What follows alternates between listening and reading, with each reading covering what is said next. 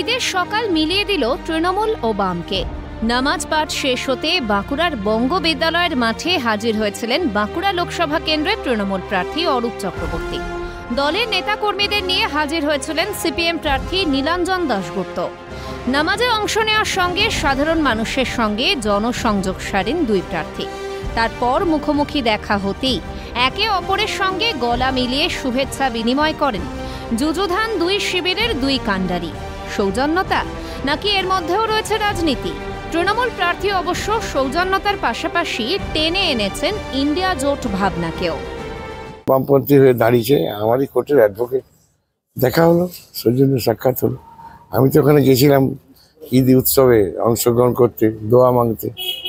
দেখা হয়েছে, সৌজন্য সাক্ষাৎ হয়েছে। ইন্ডিয়া ইন্ডিয়া ইন্ডিয়া ইন্ডিয়া জোট। অন্যদিকে বাম প্রার্থীর দাবি, রাজনীতির শিবির আলাদা হতে পারে, কিন্তু নিজেদের মধ্যে সৌজন্যতা থাকবে, এটাই স্বাভাবিক। এটা তো রাজনৈতিক শুভেচ্ছা বিনিময় তো থাকবেই। দেখুন, রাজনীতিটা অন্য জায়গায় পৌঁছে যাওয়ায় আমরা বিশ্বাসী নই।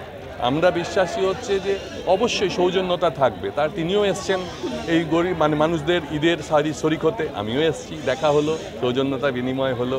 এই সংস্কৃতি তো পশ্চিমবঙ্গে চিরকাল ছিল। এই নিয়ে কটাক্ষ করতে ছাড়েনি বিজেপি। নিজেদের অস্তিত্ব বাঁচাতে দুই দলই একে অপরকে অক্সিজেন দিচ্ছে তো বাঁকুড়ার বিজেপি প্রার্থী সুভাষ সরকারের। একে অপরকে অক্সিজেন দেওয়ার চেষ্টা করছে, এই এত মুমূর্ষু অবস্থায় আছে, কাজেই এগুলো করে কিছু লাভ হবে না। সংখ্যালঘু ভাইরাও বুঝে গেছেন যে এরা দুটো দলই তাদের কাছে এসে নাটক করে। সামনেই লোকসভা নির্বাচন, ভোট বাক্সে ফলাফল কি হবে সেই উত্তর মিলবে 4 জুন।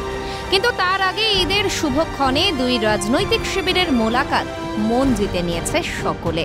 বাঁকুড়া থেকে স্বরূপ রায়ের রিপোর্ট, ক্যালকাটা নিউজ।